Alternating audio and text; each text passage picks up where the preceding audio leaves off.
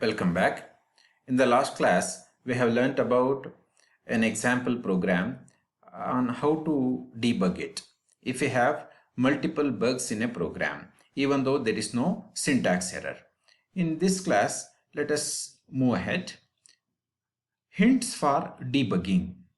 So debugging is an art where we have to look at multiple factors, not just the syntax or not just the usual errors.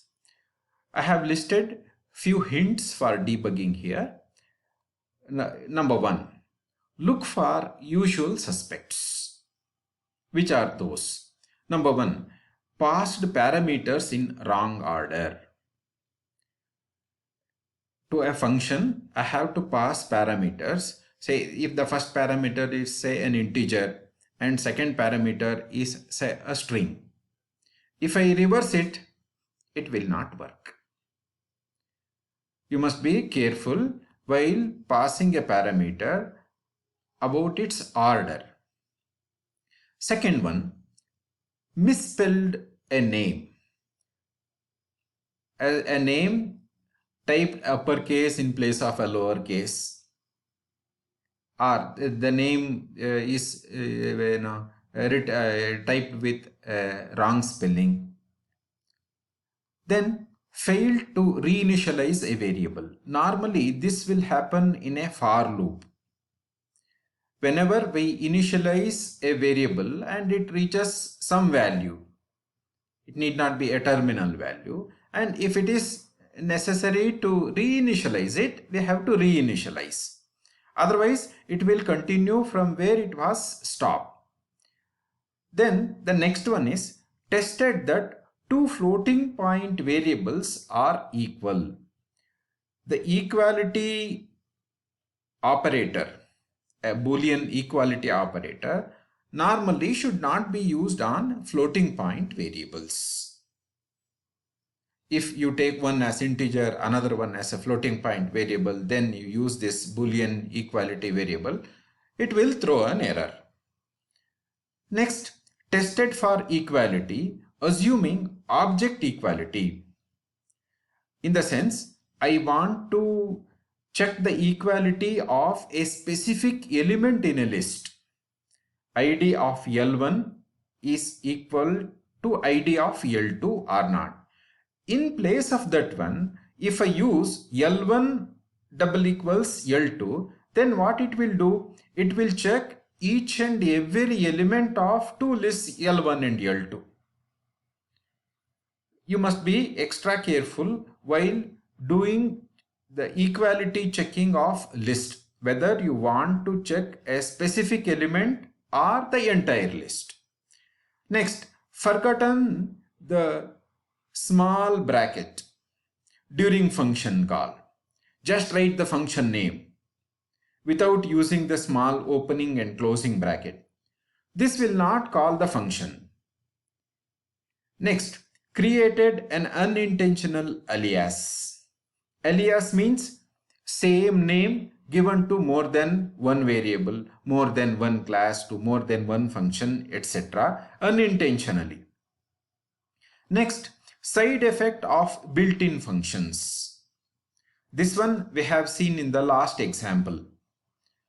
So where I have a built-in function reverse. For reverse, the input must be a list. I have not inputted a list, I have inputted an object. Still it was working. It should have thrown an error. You have to input a list, but it's not doing that one. So this is a side effect of a built-in function. So these are the usual suspects. This is point number one. Let us see point number two. Ask yourself why the program is doing what it is supposed to do. That means if you feel that program is working correctly, so you think in other way, why it is working, why it is not working.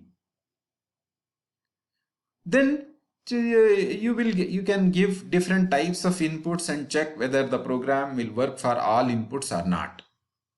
Next, keep in mind that the bug is probably not where you think it is. Normally, we think these are the places where there will be a bug. So in case of a for loop, we have to give three different variables: start, step, and stop. If something is not given, it will assume the default values. We will look only at some specific places where there may be a bug, but it may not be so.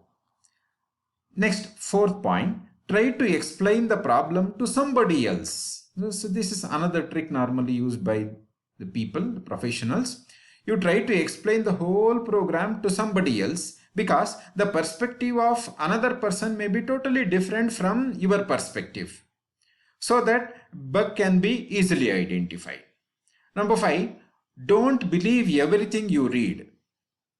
Normally, a good programmer will do documentation along with writing programming. Don't believe everything you read in the documentation. In particular, don't believe the documentation. The code may not be doing what comments say. So the comment may not reflect exactly what is written in the program. Maybe due to poor documentation or some other reason. So don't just believe documentation. You thoroughly go through each and every step of the program. Step number 6, stop debugging and start documentation. So you have written the program, debugging, and it's not working. It is producing some anomalous output. Now you go on writing what you have written in your program. You document it. You read it again and again so that you may find where the bug is. And the last one, 7th one, which normally every one of you will do. Walk away and try tomorrow. Tomorrow also walk away and try day after tomorrow. Okay, so anyway, that is one of the hint for debugging. If it is not working, there is no meaning in trying again and again. You become fresh and try on some other day. And finally, after finding a bug, so with so much of effort, you have identified the bug and the program is working fine for all your test cases. Now, so don't rush to celebrate. You have to make entire program bug free. Okay, so whenever you are checking a function or a class or a part of the program, fine, it is working. It doesn't mean that the whole program will work. You have to do an integration test. The entire program should work as per the requirement. Then only you have to celebrate. Before making any change, understand the effects of change on other parts of the program. If you change a value of any variable, name of a function, object that you have created, etc., what are its repercussions on other part of the program? If this part of the function is working properly, maybe its effect on some other function may not work on that function. So you must be extra careful whenever a function or a variable is used more than one place. Always make sure that you get back to where you are. So don't whenever you are starting debugging from the beginning of the program, you are at some position, again you will go to some other function which is called, again that function calls something else, there is a recursive function, etc. You must trace back from where. Don't last in the program, don't last in the middle. Instead, you must be able to get back to the position from where you have started.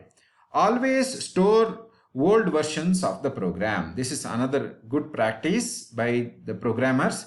Always store the old version. If the old version is not working, you make a copy, store it, take the same copy, do modifications, do changes, again run it.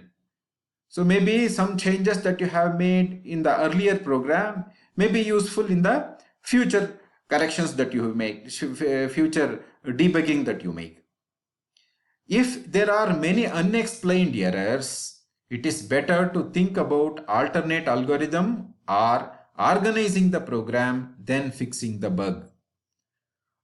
Okay, so if you have so many errors and if you are unable to debug them after so many iterations, it is better to use an alternate algorithm or you change the program itself instead of keep on changing, keep on trying the same thing. So next topic is exceptions. So far we have learnt about testing and debugging. Next topic here is exceptions. What is an exception? Exception is something that does not follow the norm and therefore it is somewhat rare. It is the rare occurrence in a program and exception is to be handled properly. For example, I have taken a small example here. I have a list L1, defined a list L1. The elements of the list are 1, 2, 3. And I am using L1, 3 within big bracket. What it is? I am indexing an element in the list. Which element? Element with index number 3. Will it work? It will not work because the first index is 0, second index is 1, third index is 2. There is no element in the list at index number 3. Hence, the Python interpreter throws an error. It is called index error because there is no element at index 3. Index error is one such exception of Python programming. Hence, before doing indexing, you have to catch exception. So it should not cross the limit. In the sense, if it is beyond the boundaries of the index element, the number that we enter here must be within that limit. Most commonly occurring types of exceptions are type error. So type error means your program expects an integer but you enter a string. Index error that I have just shown here.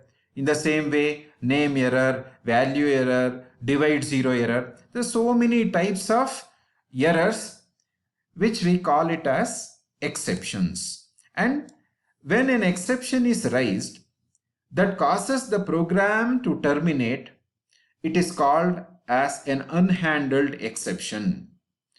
So a good programmer will not leave an unhandled exception. All exceptions are to be handled. Program will work if there is no exception. If you don't handle it, if there is no exception, of course program will be executed. But if there is an exception, normally there will be hanging and it will throw an error and it will be in a continuous loop normally.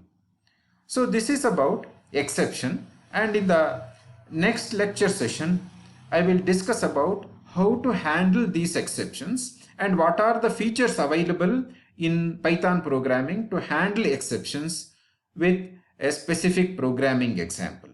Thank you.